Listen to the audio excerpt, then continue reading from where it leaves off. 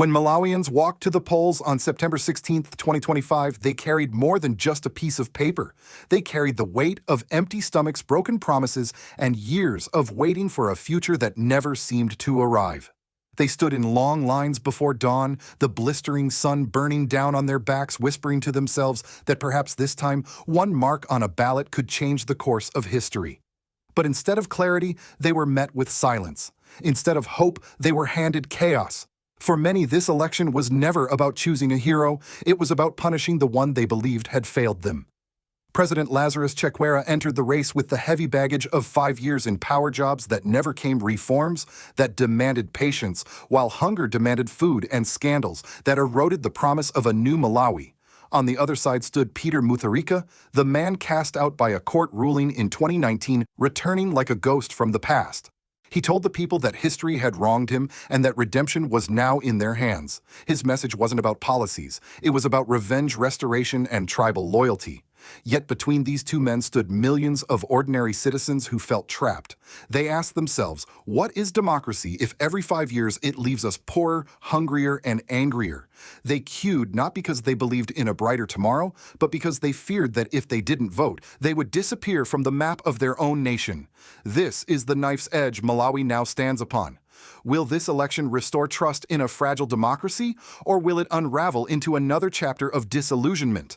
And most importantly, if leaders refuse to respect the will of the people who truly holds power, the ballot, the courts, or the streets, please share your thoughts in the comments. And if you believe Africa deserves leaders who put survival above politics, subscribe now and join us in telling stories that matter more than the headlines.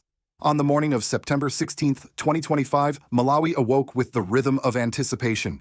In dusty villages and crowded cities alike, men and women rose before dawn, washing quickly, clutching their voter IDs, and walking toward polling stations.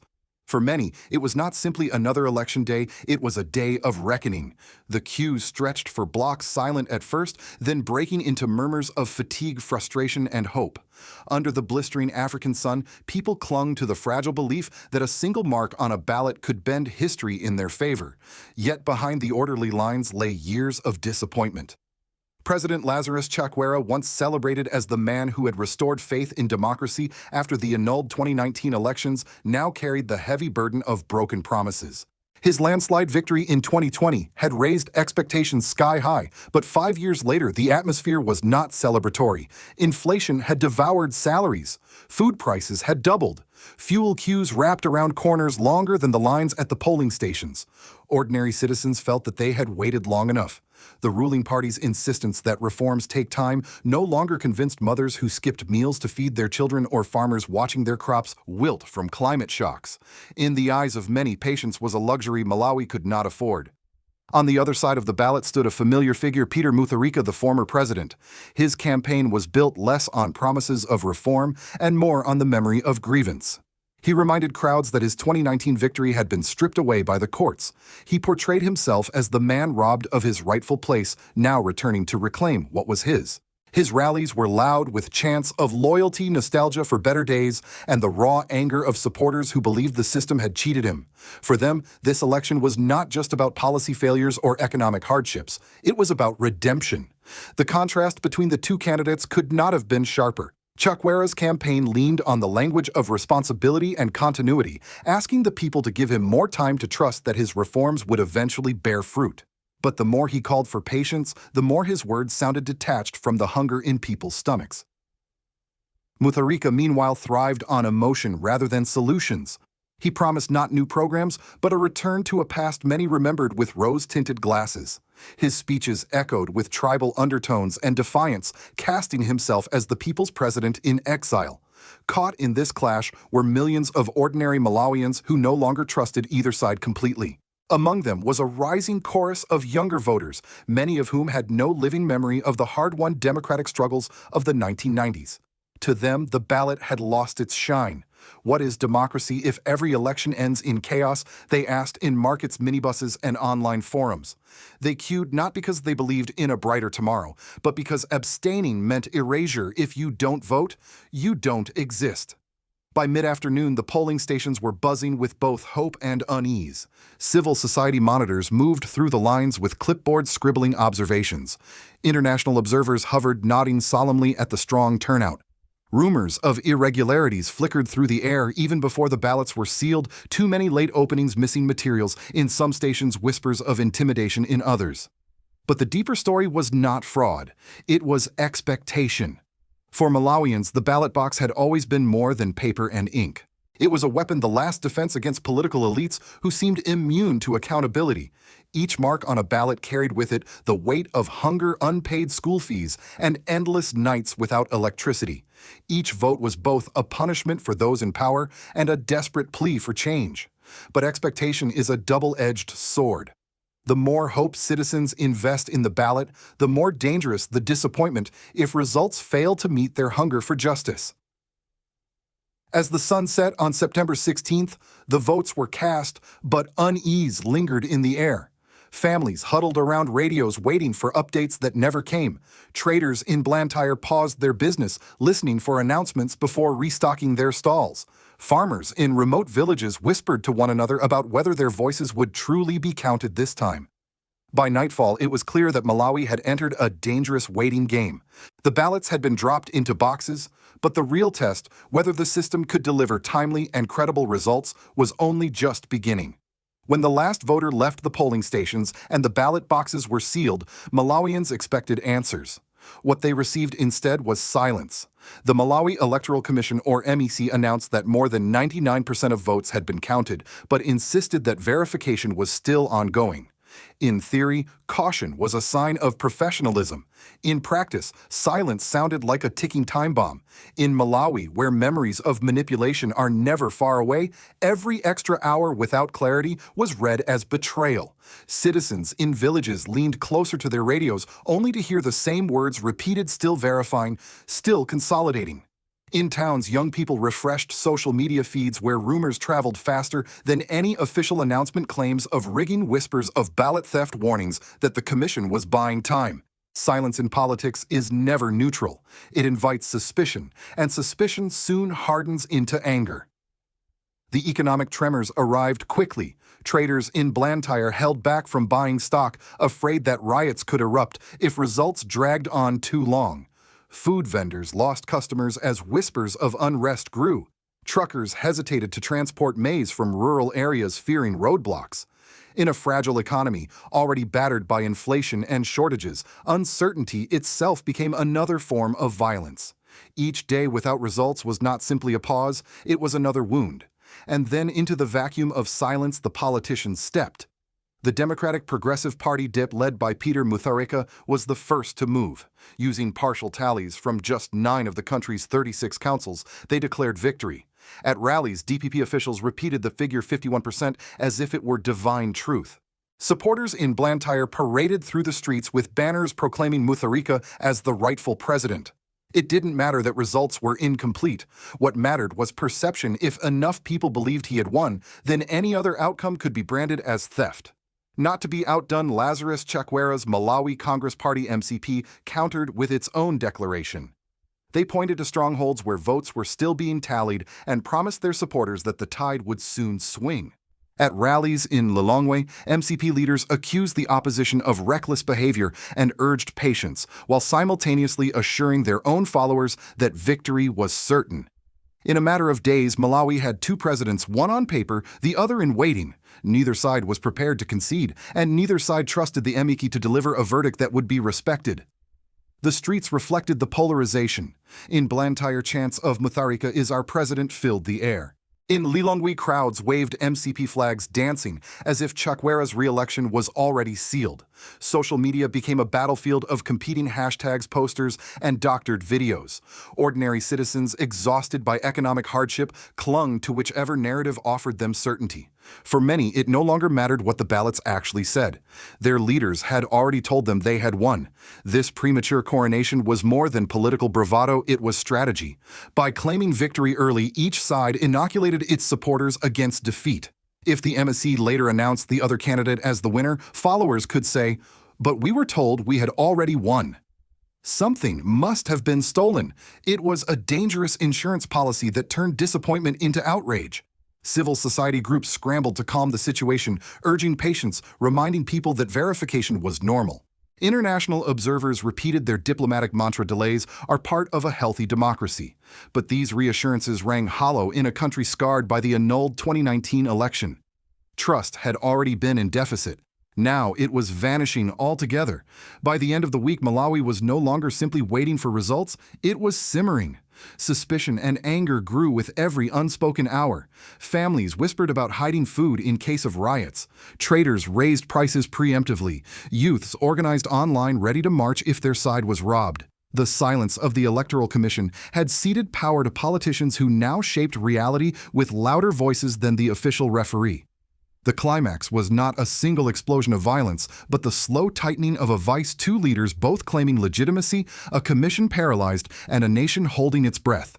Malawi had entered its most dangerous stage, not the election itself, but the battle for who would be allowed to claim victory. The political brinkmanship of September 2025 did not remain confined to speeches and press conferences. It seeped quickly into the daily lives of Malawians. For ordinary citizens, the consequences of silence and premature victory claims were measured not in headlines, but in bread fuel and fear. In Blantyre's bustling markets, traders raised prices almost overnight. Some did so out of speculation, convinced that protests would interrupt supply chains. Others admitted openly that fear itself made goods scarce, truckers delayed journeys, warehouses held back deliveries, and the cost of staples like maize and cooking oil surged. For families living hand-to-mouth, each extra day without results meant smaller portions at the dinner table. In rural villages, the uncertainty was just as suffocating. Farmers hesitated to sell their crops, unsure whether roads would be safe tomorrow. Parents wondered if schools would remain open or close abruptly if demonstrations swept the towns. The very act of waiting had become paralyzing. Malawi's fragile economy, already battered by inflation and fuel shortages, simply could not afford the shock of political limbo. Beyond economics, the psychological toll deepened divisions. Supporters of Mutharika's Democratic Progressive Party marched with banners declaring him the people's president. In contrast, loyalists of Chakwera's Malawi Congress Party sang songs of certain re-election. Each camp viewed the other not merely as a rival, but as a thief preparing to steal the nation's voice. In such an environment, conceding was no longer a matter of respecting democracy, it became an act of betrayal. This polarization hollowed out the authority of the Electoral Commission. That MEC, once positioned as the neutral referee, now looked powerless, its cautious bureaucratic language drowned out by the triumphant rhetoric of political leaders. To the public, it seemed as if politicians, not institutions, were in charge of determining truth. The longer the stalemate stretched, the less the commission was trusted to bring resolution. The crisis also cast a long shadow internationally. Donor countries and development partners, already weary from years of political turbulence, signaled growing concern. For investors, repeated cycles of disputed elections marked Malawi as unstable, raising borrowing costs and discouraging long-term commitments. For aid organizations, instability threatened to derail programs aimed at combating food insecurity and climate shocks. The political stalemate was not only undermining democracy, it was draining the lifeblood of the nation's survival. Civil society leaders tried to hold the line. Churches organized prayer vigils urging peace. NGOs called press conferences demanding transparency. Yet their voices, though earnest, could not drown out the growing drumbeat of confrontation. On social media, where misinformation spread unchecked, citizens increasingly believed that the ballot was less about counting votes and more about who could shout loudest. The deeper tragedy was clear. While politicians fought over legitimacy, it was the people who bore the cost. Prices rose, businesses stalled, students faced school closures, and the fragile trust binding Malawi's democracy began to unravel. For many Malawians, the lesson was bitter: that elections, instead of shielding them from hardship, had become weapons that deepened their suffering. This was the civil and political fallout of silence, not just a pause in democratic procedure, but a rupture in the social fabric. The longer it lasted, the more dangerous the consequences became, not just for institutions, but for the very survival of everyday life. While Malawians grappled with empty shelves and mounting suspicion, the crisis did not go unnoticed abroad. For Washington, Brussels, and other donor capitals, Malawi's turmoil was more than a domestic hiccup. It was a warning sign of democratic fragility in a region where stability has always been precarious. The United States has long regarded Malawi as a modest but important partner in southern Africa. Though not rich in resources like its neighbors, Malawi has often been upheld as a symbol of democratic resilience, especially after the 2019 annulment of presidential results, one of only two such rulings in Africa's history. American officials had praised that moment as proof that the rule of law could prevail on the continent. Yet in 2025, those same officials watched with unease as history seemed to repeat itself. At the State Department, quiet cables circulated warning that prolonged delays could push Malawi into a cycle of instability similar to countries where disputed elections spiraled into violence. Analysts pointed out that every day of silence risked undermining U.S. investments in food security programs, HIV prevention, and regional counterterrorism efforts. For Washington, Malawi was not just about democracy, it was about strategic reliability. If chaos spread, the ripple effects could disrupt cross-border trade and even create openings for non-Western powers to expand influence. The European Union echoed these concerns. Brussels has poured millions into Malawi's development programs, from agricultural subsidies to climate resilience initiatives. European diplomats, while careful not to be seen as interfering, privately expressed frustration. They feared that if Malawi's elections once again ended in courtroom drama or street protests, donor fatigue would accelerate. How many times can we sell the story of Malawi's democratic promise to our taxpayers? One diplomat reportedly asked. Beyond the West, other players were watching closely. China, already a major lender in Africa, has been positioning itself as an alternative partner to nations tired of Western lectures on governance. For Beijing, Malawi's chaos was an opportunity. A government desperate for quick cash might be willing to sign infrastructure deals with fewer strings attached. Russia, too, has been expanding its presence in the region, often framing itself as a supporter of sovereignty against Western meddling. In Moscow's eyes, the weakening of Western-backed institutions in Malawi could open doors for influence at relatively low cost. For African neighbors, the crisis struck a different chord. Leaders in Zambia, Mozambique, and Tanzania worried that instability could spill across borders, disrupting trade routes and refugee flows. The African Union, still haunted by the precedent of 2019, faced pressure to respond decisively. Yet its voice was cautious, urging calm while stopping short of intervention. The international community's dilemma was clear: intervene too loudly and risk being accused of neo-colonial meddling, remain too quiet and watch a fragile democracy unravel. For Malawians, however, these debates felt distant. What mattered most was whether external actors would continue to provide aid and investment or withdraw, leaving the nation even more vulnerable. In this global mirror, Malawi's crisis was not just about two politicians fighting for power. It was about the credibility of democracy itself. To Washington, Brussels, Beijing, and Moscow alike, the events in Lilongwe were a test case. Could a small, struggling nation prove that institutions still matter, or would politics once again collapse into the loudest voice in the room?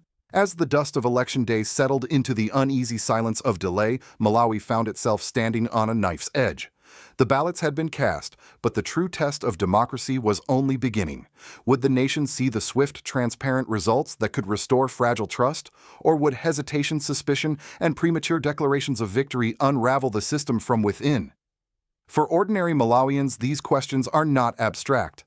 They are lived in the empty plates of families who cannot afford maize in the market stalls, where traders raise prices out of fear, and in the restless hearts of young voters who now wonder if democracy is merely an endless cycle of disappointment. Each day without clarity risks pushing a fragile society closer to unrest. And when leaders gamble with people's patience, it is always the citizens who pay the price. The warning is stark. If this election collapses into another courtroom battle, Malawi could lose not just months of governance, but years of economic progress. If both sides refuse to concede, polarization may deepen beyond repair, turning neighbors into enemies and institutions into hollow shells. The ballot box, once seen as a shield against hunger and hardship, could instead become the sword that sharpens division. Yet there remains a chance, however slim, that this moment could also become a turning point. Malawi's people have proven their resilience before. In 2019, they stood firm and forced the courts to annul a fraudulent election. In 2020, they celebrated what seemed like a new dawn. That civic spirit, that insistence on accountability, has not disappeared. It can still pressure leaders to act responsibly, still remind institutions of their duty. But hope without action is fragile and resilience is not infinite. The lesson extends far beyond Malawi. Across Africa and indeed the world, nations grapple with the question, what happens when democracy is reduced to ceremony, when votes are cast but voices go unheard? From Lilongwe to Ouagadougou, from Nairobi to Washington, the warning is the same. Democracy cannot survive on ritual alone. It must deliver trust, justice, and survival. So the question is left to you, the viewer.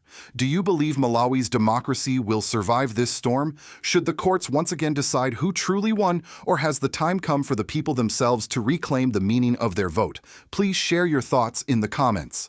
Do you think that leaders like President Ibrahim Traoré of Burkina Faso, who has challenged Western models of governance, offer lessons for Malawi's future? Or should Malawians chart a completely new course?